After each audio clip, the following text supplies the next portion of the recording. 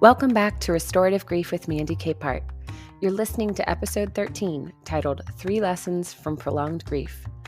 We've been on a little break from new episodes, just taking our own advice to create margin in our lives, a necessary gift of rest to myself, especially during the holidays.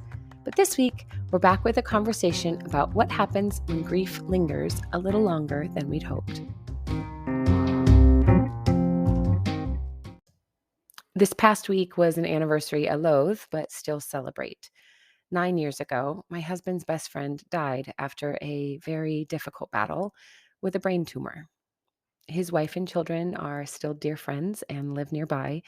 And over the course of the last 9 years, I've learned a few life-altering lessons about traumatic loss, life, and love.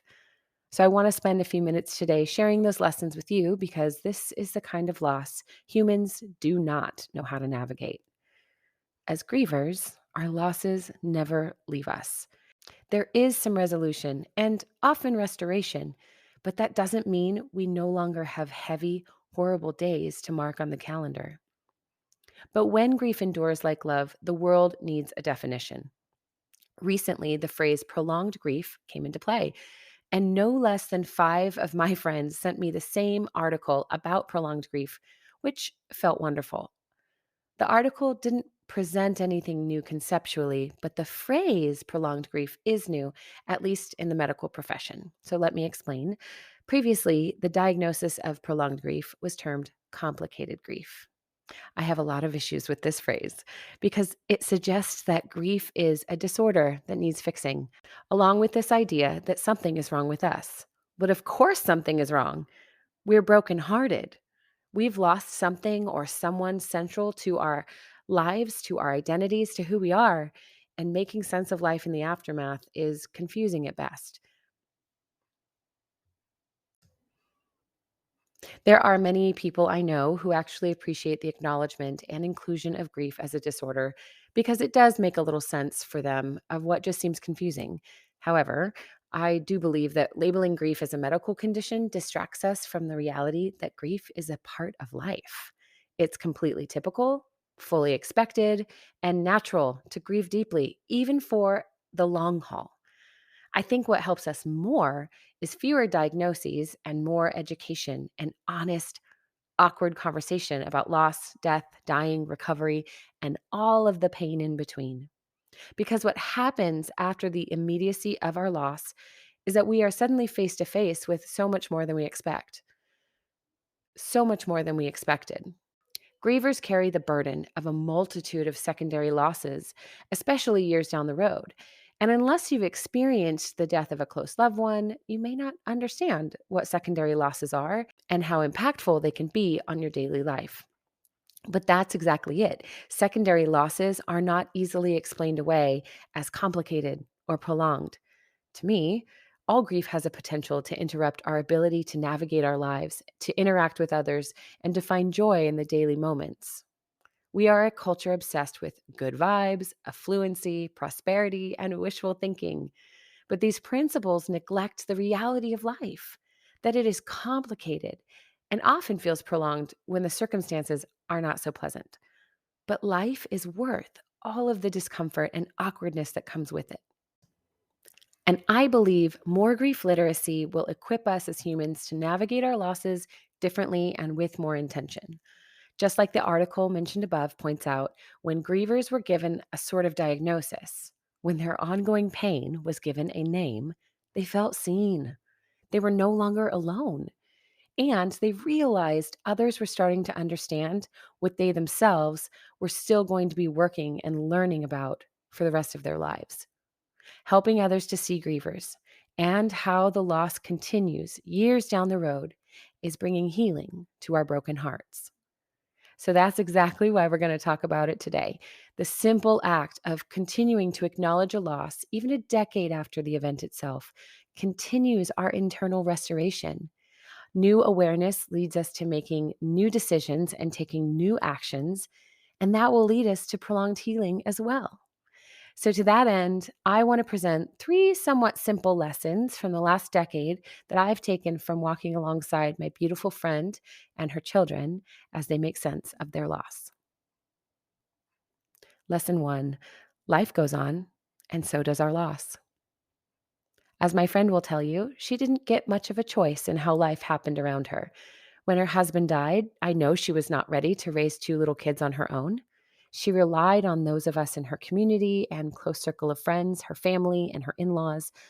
We rallied like wildfire around her and the kids, wrapping them in love and meals and financial support. But as the months passed, the support dwindled, as it does. That's no surprise. But what came as a surprise was realizing how alone life feels when the onslaught of supporters grows thin. The ongoing loss isn't just the realization that our person is gone, but that somehow our other people are gone as well. The friends you double dated with suddenly don't call anymore. The bills continue to pile even after the fundraisers have ended. So, what do you think? This is not a rhetorical question. I would love to hear your thoughts about this. Is it reasonable to believe that the people who came alongside us in our loss will continue alongside us as we overcome and survive the rest of our lives? Because I would argue, yes, it's completely reasonable. Not everyone, of course, but the core few, absolutely. And although that probably looks different to everyone, I would argue it looks like continuing to live alongside them as you always have, showing up, celebrating the highs, and standing near to commiserate the lows, holding space, asking questions, allowing big emotions, and remaining present no matter how uncomfortable you may feel.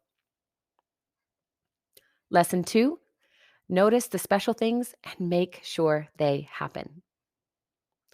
I will never forget that for one meal, I made my famous, absolutely delicious chicken soup. It's never quite the same because I don't have a recipe written down, but my friend doesn't care. The first time she tasted it, it reminded her of a safe and happy time in her life. And so now, whenever comfort or even just acknowledgement is needed, I know I can bring this soup to her door. It also brings a reminder that she's not carrying these heavy things alone. Other special things you can remember are the little traditions from their person and make sure they come to pass. One friend of mine mentioned that her person would give a litany of birthday gifts in the week leading up to the big day itself. So when I encouraged her to ask another friend to do the same thing, her friend was all too happy to make that happen. Sometimes grievers don't know to ask for what they need, or sometimes it's too much extra work to figure out what that might be.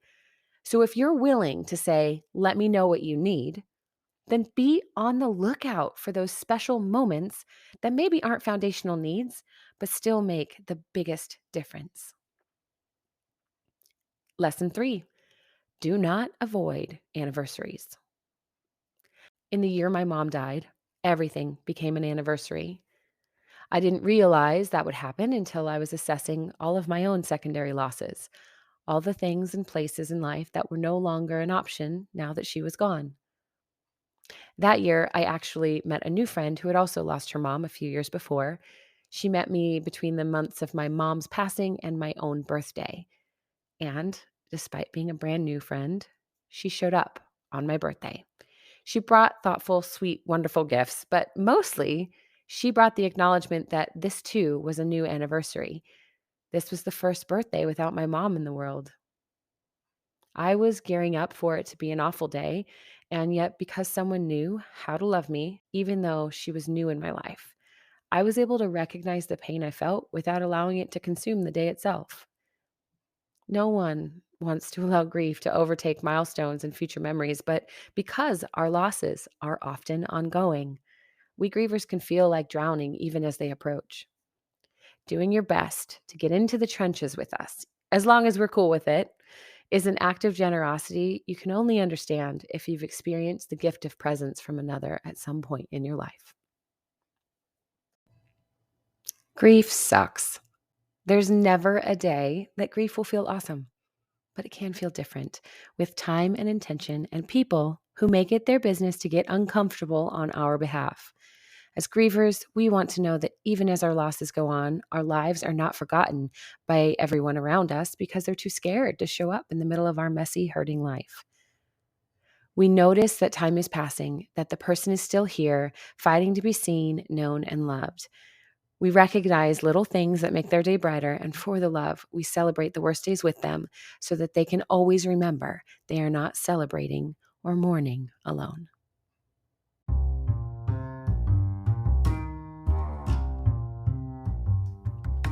Thank you for listening to episode 13 of Restorative Grief. These 3 lessons are only scratching the surface of what we can learn from paying attention to the ongoing losses around us.